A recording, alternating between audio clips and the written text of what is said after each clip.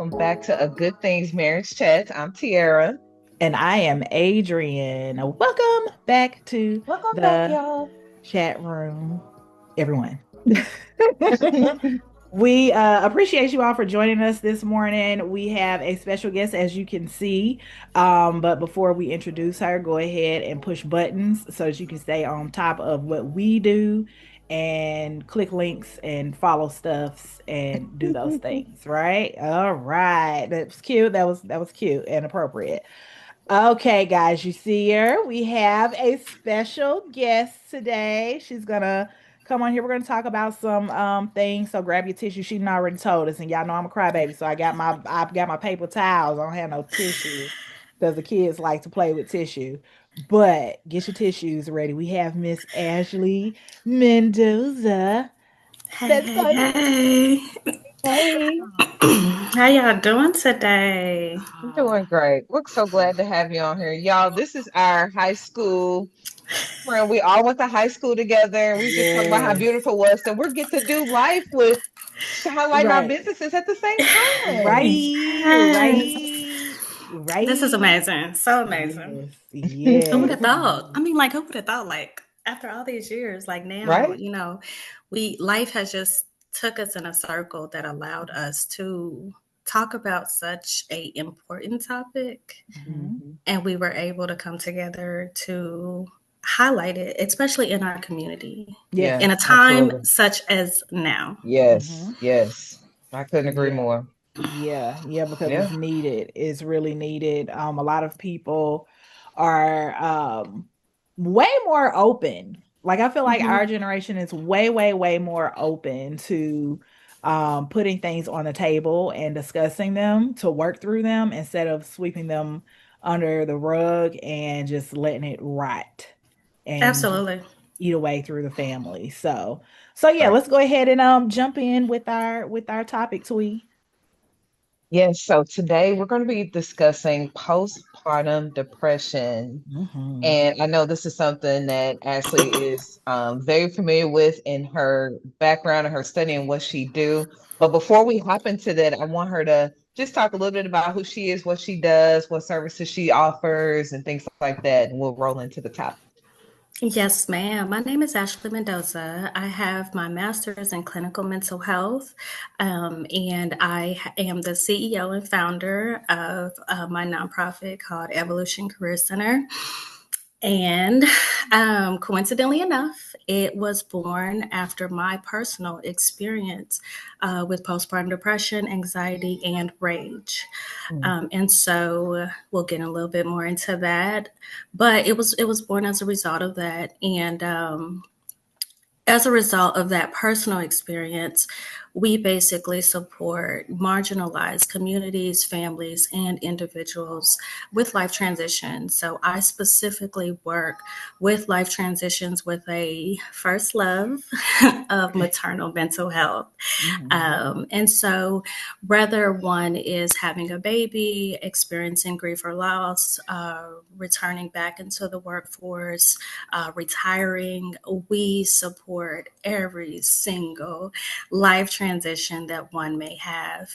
And the very interesting part about that is they often go overlooked. They Hmm. often go overlooked. Just something as graduating from high school and going into college. It's a big deal. Mhm. And so I am honored to be able to be on that journey with my clients whenever we're doing individual counseling. We also do peer support groups. So we have like military members, for example, that are saying like, hey, I don't want to do the 9 to 5. I've been in the military. And so with me and my husband both being retired Army, we understand what that looks like too. I retired from the military and I went into entrepreneurship, but my undergrad is in entrepreneurship. And so my husband, he retired from the military and he went back into corporate America. So Our personal lived experience has really given me a lot of insight to life transitions and what it can look like. So we do offer peer support groups for those type of individuals. We do offer, leadership classes like Speak with Confidence and, how do we not be a toxic leader? But we also offer classes such as parenting education. How do we manage our children and their behaviors and not yell?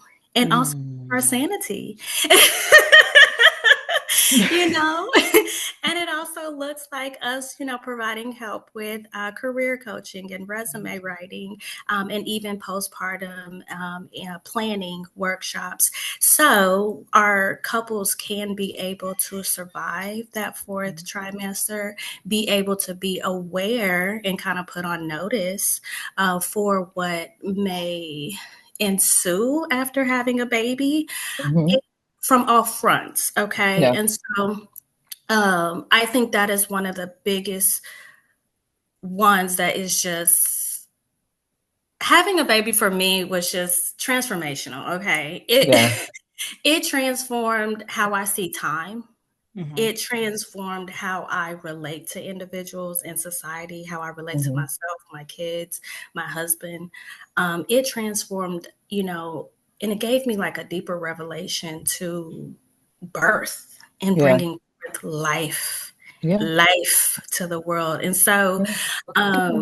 I absolutely love our postpartum planning class because I know with my personal experience, I was like, how can I, as a clinician, if this is what I went through, Yeah. how can I be able to help others who do not have the skills that I have, who do not have the education that I have, Yeah. um, be able to protect not only themselves, but also their relationship? Mm-hmm. Yeah, that you brought up a really good point. I think a lot of times we get into the hype of thinking about having a baby, bringing the baby to the world, what we're doing for them, we're providing for them, setting up for them, and things like that. But we're not really taking into account in our preparation of what that'll look like for us, Mm-hmm. what that'll look like for our relationship. Me stepping into this role I've never had to do before. Yes, I experienced it, I've seen it, but I've seen it with my parent. Did I agree with everything they did? Yeah. No. Yeah, yeah. Yeah. And so it's a lot. You're literally changing yourself. You are changing. And then you've got to go through these stages of figuring out what that's going to look like for you. Mm-hmm. So let's talk about like postpartum and what it means. Like what's the difference between that and baby blues? So there's a really big difference between postpartum depression, anxiety, bipolar, OCD, and baby blues. Hmm. Whenever we have baby blues, that is a short term. That's a short term within maybe about 4 weeks, Hmm. give or take. It could be a little bit longer, but the most important thing to know is that it is those different emotional changes as our body is going through a hormonal change as a result of being pregnant and now giving birth. And so, as those different shifts start happening emotionally and psychologically, it's a short term shift where we're really kind of having a little bit of some sadness, a little bit of withdrawal, some isolation, and it happens, and then it's almost kind of like we pop out of it and we're Mm-hmm. good. Yeah. However, when we're talking about a mood or anxiety disorder that is related to, childbirth, it happens for a longer period of time. Hmm. And the most recent study has reported that a mom or dad, we Hmm. don't want to leave our dads out of this Yeah. because a lot of times we think about it only being mom. Yeah. Hmm. Um, Mom or dad can experience symptoms all the way up until baby is 3 years old. So that is, of course, based upon a number of factors. When did we seek help? Are we consistently seeking help? And what that healing and acknowledgement journey looks like for each of us. But the most important thing to know is the fact that these symptoms are taking a much longer course in our lives, indefinitely during those earlier developmental periods of our Yeah. child's life as well. Yeah. Yeah. Yeah. Wow. I've heard before, as I thought it was a little bit longer as far as like how long you may feel those feelings. I know for both of my girls, like I felt it And my girls are 4 years apart. So it was like extended. It was an extended stay. Yes, and I um, love that you shared that, Adrian, because you are correct. Depending on, how close our pregnancies are, if we had a child in the NICU, if we had a complicated or, traumatic pregnancy or childbirth, if we've had twins or multiples, all of those things can definitely impact our symptoms, in addition to when do we actually seek care? You know, I am a licensed professional counselor. It took me over 9 months, before I said, hey, I am not okay. yeah. And so, even with my baby being younger, I'm packing her up and I'm going into to therapy because I realized I was not okay. Mm-hmm. And then even after that experience, I was just like, okay, I'm good. And then the mom rage started coming on. But then let's also talk about the other life transitions. We also relocated to a new area where I Mm-hmm. felt further isolated. My PTSD started spiking up, and I had no friend or family contact and support. Mm-hmm. So when we talk about these prolonged symptoms, and yes, Adria, you are absolutely correct. There's so many different life transitions that is happening that's constantly adding on the layers to like, hey, I'm in quicksand here. Please, send something out to me. But life is still lifing. Right. And so, yeah, I thought it was good. I was like, okay, I'm good. I got this. And so then my husband retires and he gets a job 4 hours away. Look, I can laugh at it now, but I'm like, who the heck? What was you? Mm-hmm. I, was, Right. I said, Yeah. look, bruh, look. Bye. I'm gonna have the doula stay here with me. Okay. I had got a doula. And this is now I got two babies under two. This man then retired and then got a job 4 hours away because he wanted to work. I said, look, I ain't going. I'm gonna sit right here. Yeah. Yeah. Yeah. Yeah. Yeah. Yeah. Look, I was like, where they do this at? You got two Yeah. kids under two. I said, look, Yeah. you and this is Yeah. this, and we're talking about now what it looks like for men. Because for me, I'm just like, dude, you're doing this because you want to work, not because you have to work. We did all Yeah. the things. Yeah. You're not doing this because we two paychecks away from a cardboard box. Right. Yeah. You are doing this because your ego says, I want to work. And now you are putting us in another, oh girl, look. Yeah. Yeah. Yeah. Yeah. So I thugged it out for maybe about four February, March. So I thugged it out for about 2 months and I Mm-hmm. stayed behind with my doula coming to the house, two kids under two, and a babysitter coming to the house before I relocated down there with him 4 hours away. Mm-hmm. Yeah.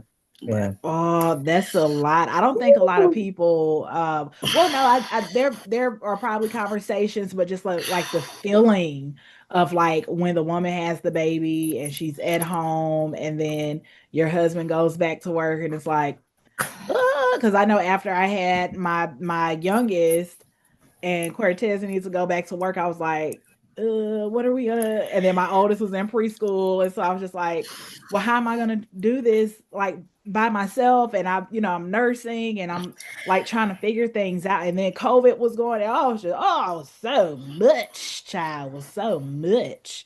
It was so yeah, much, but I don't think that's like how Tiara said when we first started, like we're thinking about like, oh, we're having a baby and we're expanding our family and it's a beautiful thing. And then boom, you at yeah, home with the kids, and then the husband goes back to work, and then like you said, the mom rage, and then you start crying, yes, and then you just get the cat, the yes. dog, and the fish.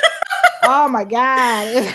It's a Yes, lot. yes. And I can honestly say that I was blissfully ignorant. Is that possible? I Yeah. was so blissfully ignorant. Um I was like, oh my God, I'm pregnant. God has finally, given me all of my prayers. There was a period where I was low key jealous when I saw, individuals around me getting married and having kids because that was my true heart desire. I was like, God, like this is not the life I want. I want to be that married life. I want my person. That's the life that I want. And I tell people now to this day, I said, God said, look, Mm-hmm. You don't want that yet. I'm going to prepare you Yeah. before I give it to you. Yeah. And I genuinely have to be honest and say, I appreciate that. Yeah. That was a blessing from God, because there is absolutely no way, if I tell y'all just the things and the hands that I have my hands in, you'd be like, how did you do 2 kids under 2? And was doing all of that. So what I didn't say in that story, that I relocated from our house, which we still kept up and running, maintaining. We did not move everything out of our house. We just moved what we needed to the apartment, which we were doing 100% full remodel on. Mm. So I am literally walking around our soon to be a new apartment with 2 kids under 2, one kid strapped to my front, and the other kid I am holding her hand as I'm walking around the construction site. How long do we have to drywall? How long do we have before we put the tile in? You know, this is the color for the bathroom. This is the color for the vanity. And I am literally doing this with 2 kids under 2. And we ask ourselves, and we're just like, wow, how do you do that? Mm-hmm. Why Yeah. are we doing that? Yeah. You could have stayed home with the doula and the babysitter. Your life was good, right? You just basically wake up and do the routine and do the thing. But if we're honest as women, we want our family to be together, right? We want our family to be together. We're not trying to have, you know, the weekend or the getaway trip so our Yeah. family can be together. And so there was that other part of me. It's like, I've always worked since I was 15 years old. Who is this chick that doesn't work and is barefoot and pregnant? Dude, you set me up. Yeah. Yeah. This ain't me. Yeah. Right. I'm not that chick. Yeah. Uh-huh. Mm-hmm. I contribute to my quality of life. Okay. Yeah. Yeah. Yeah. Yeah. Yeah. You Yeah. mean to tell me I'm finna let somebody use, look at the word I'm using, let somebody take Yeah. care of me? But that's God's design for the marriage, right? You know, where 2 is now becoming 1. And that vulnerability in me allowed me to see my husband step up in that way. Mm-hmm. That vulnerability in me allowed me to see my husband provide, you know, and to be able to see someone that was able to step in and support with household work, you know, support, you know, with finances, and genuinely be a helpmeet and a partner. Mm-hmm. And it wasn't just all of it on me, you know what I mean? And Yeah. so a lot of times, some of us don't get that opportunity. Why? Because statistics report domestic violence, anger, Mm-hmm. rage, you know, the satisfaction of the relationship, all of that, yes, based on statistics, diminishes once a woman has baby, Mm-hmm. because that power dynamic has now been shifted. Mm. And so earlier in my profession, domestic violence and intimate partner abuse was my work. That was my trauma work. And so I'm just like, oh no, I cannot let him be the primary breadwinner. Yeah. I don't want him to have that financial power control over me, right? Mm-hmm. And so if we're honest, we're talking about a lot of different shifts that are happening at the same time. Um, Personally and in our relationship and in our bodies, there's a lot of things that's happening, um and it's very much a psychological and a physical shift that's happening. And so that power struggle was just big in me, and I'm like, I Yeah. can't let him. And I still, you know, I'm struggling, but I'm still trying to do all the things. I'm still trying to save face. I'm still trying to, you know, make sure that I'm earning my keep, so to speak, because I Mm-hmm. don't want that, you know, imbalance of the power. So let Mm-hmm. me ask you, looking back, did your husband also experience postpartum? I'm glad you asked that, Tiara. I am, because through all of the appointments, my husband went to all the appointments with my first daughter. They never looked at him. They never had him complete any of the assessments. And so Mm-hmm. we were both still in the military whenever I was pregnant with my first, and he experienced a lot of anxiety, Mm. you know. And so I saw the fear and the worry, um, really getting at him is like, how am I going to provide for my family? I'm about to retire from the military and we're both educated. And so ideally you're like, you're good. And he was just like, I need to do my resume and I'm going to go to real estate classes. I mean, and I need to do this job and that job. And so this man was like in this rat wheel of like, what's the next step for me? Excuse me, in regards to being the financial provider for the family. But how I said, we're older. So, quite honestly, we weren't in a financial tragedy if he decided to not work. Yeah. But now let's put in that psychology of how they're built. That's how they're built. Mm-hmm. And in our postpartum planning class, excuse me, I try to emphasize with my parents it's very important for us to step back and allow that curiosity to see situations from both perspectives. Yeah. You know, because I was able to see that it wasn't about the money, it was about that this was what men do. Mm-hmm. This is what I was raised to do. This is what I saw my father do. Yeah. Mm-hmm. This is what I'm expected to do. So, Ashley, what are you saying? Society, Mhm. culture, gender norms. Yeah. And so, when we're talking about a heavy topic like this, we have to be able to step back and be like, it ain't about you, boo. Right. There are some other key players and key factors that comes up that is really impacting a lot that we don't really realize, Mhm. And here I am. I don't want him taking care of me Yeah. because of the education, of like that power dynamics. And now you're going to have one up on me. Yeah. But also struggling that I'm not the traditional female because I'm choosing to work and also go after my career and my passion work and things like that. And what does that look like? Juggling motherhood, partnership. So how did you guys Oh, Jesus. navigate at that time between you two? How did you navigate um together? Because obviously there's two dynamics here, right? There's you feeling helpless because you don't want to be in this spot where you're not making money, but you know you got to take care of the kids, but you know you're Yeah. trying to manage his household and stuff while he's away. But he's also feeling helpless because he's just like, I want to be the man. I want to provide. I gotta do what I Yeah. gotta do. So how did you guys navigate that in your marriage? Like, where did that talk? How did that talk? How did that Yeah. communication go? Like, how were you guys supporting one another? And did you know how to do that at that time? Yeah, very insightful question. And so, whenever you asked me that, the first thing that I thought about was back whenever my husband and I were dating. Um, he had always said about him wanting to be with somebody that did not depend on him.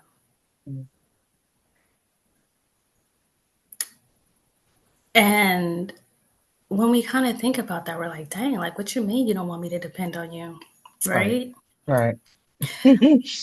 Moving forward, my husband is a male version of me. And I am the female version of him. It's he and I are very interesting because I genuinely believe that I have an annoying partner that that make it work though, Mhm. because the respect that we have for who we are allows us to be an individual first and foremost, right? And so even now, like whenever he sees me, giving time and stuff and dedication to my business, he don't get in the way. And so what I really impress upon my younger couples is do your healing work first Mhm. because that's going to bring you a different partner. Mhm. Mhm. You know, um, I did some healing work. Healing is something that's going to be continuous. the most important thing is whenever you have that part of your healing work where you really have that sense of, I believe I know who I am, and I believe this is the type of life that I am definitely going to chase. So this Mm-hmm. is the type of partner I need. Okay. Yeah. Yeah. Before my husband and I got married, I was telling him dreams that he was like, this chick is crazy. Mhm. I knew he thought I was crazy. Okay. Mm-hmm. Mm-hmm. But I was telling him my dreams already. Mhm. So he's probably like, this chick, like, how you gonna do that? And I was like, look, if God can It's see gonna me through happen. it, God can see me, you know, yeah, Yeah. yeah. Okay. If I can Yeah. see it, I can believe it. You know, he like, this chick, where'd she come from, right? Like, but I genuinely believe God gave me a partner. Like he said, I'm going to equip you. Mm-hmm. And so we never necessarily had a talk. We never necessarily had a talk, Tiara. It was one of those things where I believe like he just knew, you know, like I ended up staying home with the girls for 3 years. Mm-hmm. I mean, it was probably like 3 months ago that I was actually like unthawing and pouring out breast milk, y'all. Because clearly I thought I was going back to work, right? Yeah. Yeah. Yeah. Yeah. I ended up staying home with them for 3 years. Yeah. So, yeah, I had the breast milk in the deep freezer. I was prepared for all of that. Yeah. I experienced discrimination when I was pregnant. I was Mm. working for DOD here at Fort Sam, and I experienced discrimination. Wasn't prepared for that.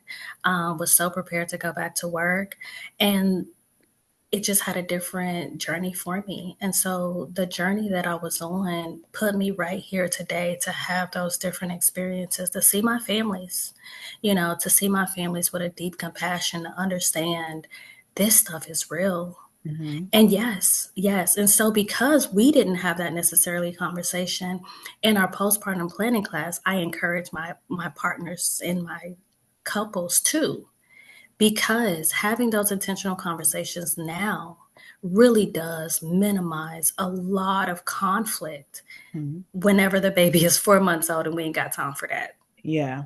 Yeah. And I'm talking about the type of conflicts of where are we going to hang out for Thanksgiving and Christmas, because this is the first baby on the mom's side or the dad's side of the family, and our couples are struggling behind this conflict, but we never talked about it. We Mm-hmm. never talked about what customs and courtesies and traditions that we want to have with our family as I move forward with my legacy. So we didn't necessarily have a conversation. It Mm-hmm. was one of those things where like he and I both are go getters. It looks different. Mm-hmm. But he's always just been very understanding and supportive. And there was a lot of things that was changing with me that I couldn't put my finger on, that Mm-hmm. I didn't understand. And this is because I'm supposed to know because I'm the professional. But we never read about this in the books, y'all. I Mm-hmm. Yeah. never read about matrescence in the books. Yeah.